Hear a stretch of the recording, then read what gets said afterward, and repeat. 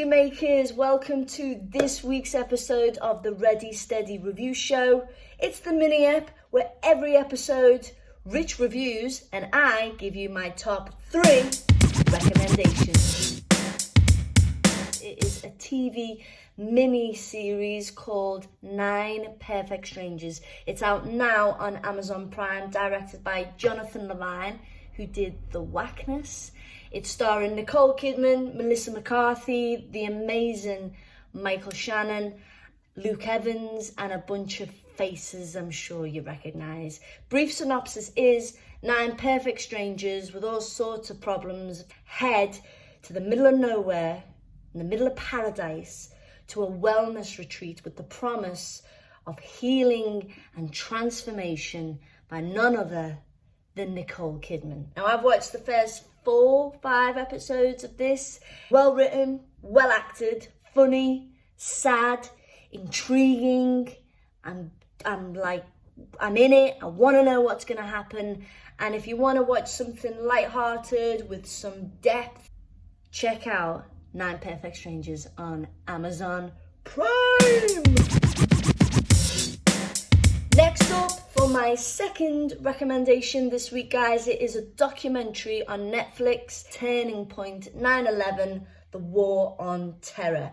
I've watched the first episode and it's really good. It's basically, it's going over obviously the events of the day. There's some footage that I've never seen, talking to people about their personal stories, but it goes back to the late 70s and discusses obviously the political side about when the Soviets invaded Afghan, all the way up to now, modern day, to when America decide to finally pull the troops out of Afghan, which is quite a historic moment in history, and it explores all of that.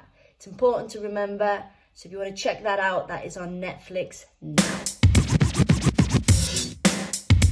And for my final recommendation this week, it is a movie which has been recently in our cinemas on the big screen. It is called Don't Breathe 2. And the reason I am recommending this is because a good mate of ours, Bobby Schofield, is in this film. He's a local Liverpool lad. He's an amazing actor. You're going to see him more and more, hopefully, on our screens. And shout out, he's on our next Ready Steady remake episode discussing his favourite film, The Warriors. But going back to Don't Breathe 2, it is the sequel to Don't Breathe, which was out in 2016. Same kind of premise. Stephen Lang is still in the film. He's the blind dude that kicks everyone's ass. He does it again, but there's a little bit of a plot twist. He is currently looking after and taking care of a young little girl who's recently been orphaned from like a horrific fire. She lost her mum and dad, and he's looking after her, and these kidnappers try to kidnap her, but Stephen Lang says, nah, and you see some cool killing of Bobby Schofield. So check that out if you've not already seen it. Boom! What is happening, everyone? It's been a while, but it's time for another Richard Kelly review.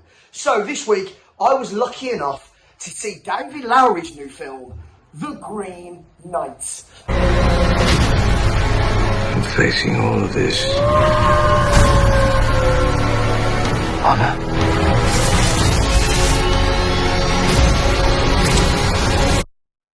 That is why a knight does what he does. Are you ready? This film was meant to come out at the start of August, but it was delayed due to the COVID thing that happened that you might be aware of. But I was lucky enough to catch it this week. And I have to say, so far, this is my favourite film of 2021. Mate, this film is something else. So let me start with the plot. It's a retelling of the Arthurian legend, The Green Knight.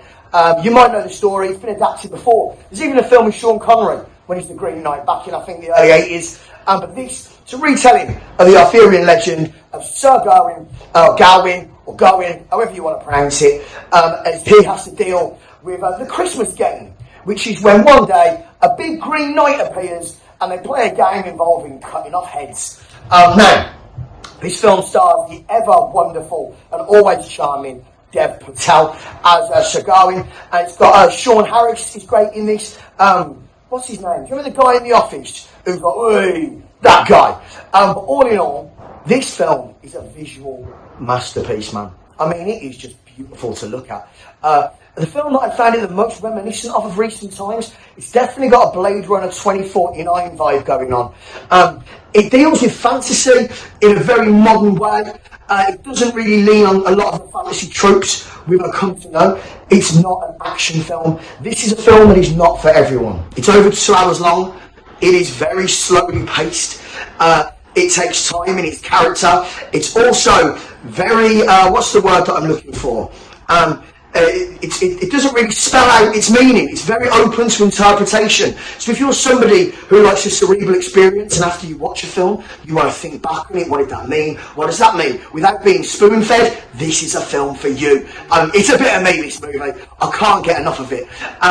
Visually, it is so stunning. There are scenes in this, mild spoilers, and there is a scene involving giants that literally took my breath away. There is an opening scene with the Green Knight when he's introduced in the court of Camelot with the round table, and man, it's impressive. Let one of your knights try to land a blow against me. Indulge me in this game. I will meet thee.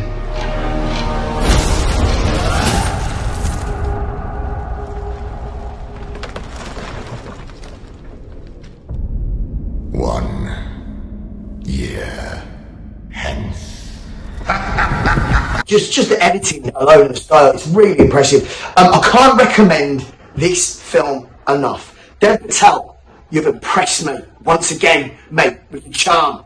And David Lowery, man, you are on a roll. If you never saw Pete's Dragon, it is probably the best Disney remake. It's really good. Go back and watch that. David Lowery did that. But for a guy who made Ghost Story as well, David Lowery is on such a fucking roll at the minute with his films.